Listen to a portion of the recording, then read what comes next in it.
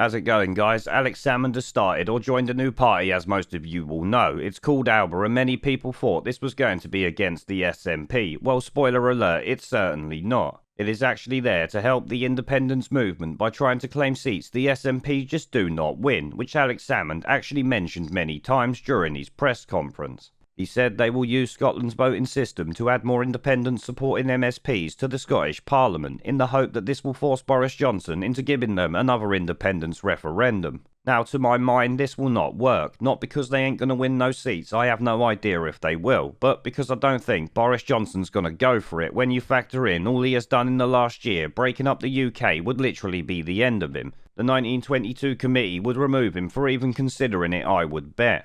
I actually think Boris Johnson would simply state you had a once-in-a-generation vote 7 years ago, so we will speak about this in another 15 to 20 years. At the end of the day, that is literally all he's got to say, and Alex Salmond being back in politics as part of a push for a second vote makes that even easier. It was him along with old Fishlips who agreed to a once-in-a-generation vote back in 2014, meaning the SNP and Alba won't have a leg to stand on when it really comes to it.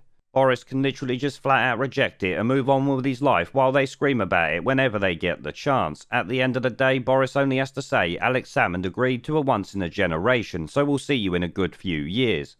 As I've said, Boris literally doesn't need to do anything, and in my mind most of the SNP's support are not actually independent supporters. They are just anti-Tory and anti-Labour voters, and probably rightly so. They have an ingrained hatred of them while likely not even supporting the SNP, just voting for them so the other parties do not win. A bit like the majority of people did in 2019 with the anything but Corbyn vote, which was obviously the majority of the Tories' votes, and they fucking know it. Especially now they have completely cocked up, though obviously the Labour Party are in bed with them to the same degree, so at the end of the day they are as much to blame as anybody else, including Boris Johnson, Hancock and the rest of them. As I've said many times, Starmer is in bed with them, so the Labour Party can take the blame alongside the Tories. But as many of you would likely agree, when it actually comes to voting for independence, I doubt the Scottish people will go for it. Especially when the majority of the people consider the fact that they would have no currency of their own. They certainly wouldn't be able to use the pound, that is for sure. Add on top of that the piss-weak economy they would have, which would force the SNP to slash public spending by a ridiculous amount. And of course, a hard border would have to be created with the UK.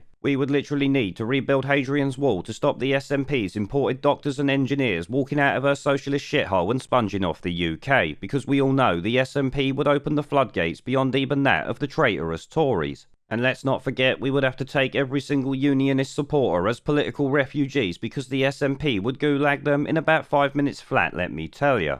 Especially with their new hate crime laws, I dread to think how quick they're going to make it calling out the SNP a dedicated hate crime. Shit, they might even give it its own law.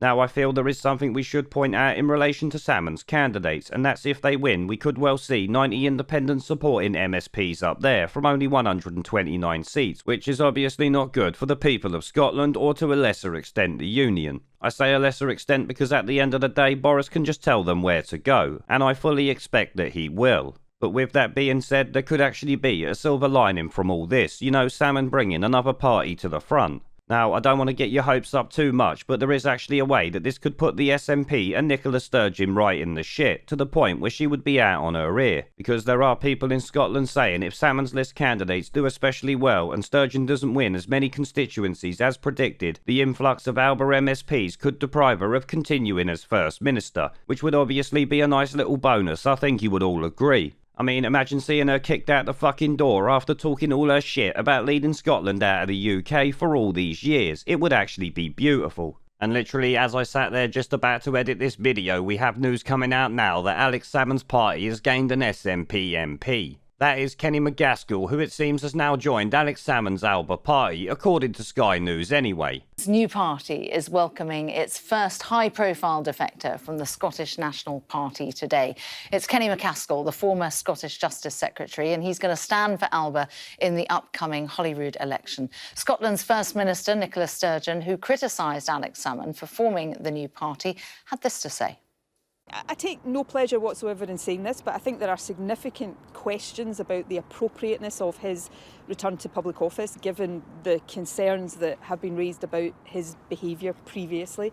But that's for voters to judge and decide. This is an election. We live in a democracy. Now, as it stands, this is just literally breaking news a few moments ago, so there's not much actual information on it. But what this could mean for what's going to happen in the future is certainly now up in the air, and in my opinion it is actually good news. While it may in some way help independence, I still don't think they're going to actually get it. I still don't think the Scottish people will go for it. And then you have to factor in the bare basic facts that I talked about earlier, like Boris Johnson essentially telling them to bugger off. You know, because he simply doesn't have to do it. It's that simple, he can just say no. But as it stands, that is all I have for the moment on this topic. I will actually keep an eye on it and update you if anything good happens. But until then, remember to support the channel using the links below. I'm on Odyssey, BitChute and most other platforms, so I hope to see you over there.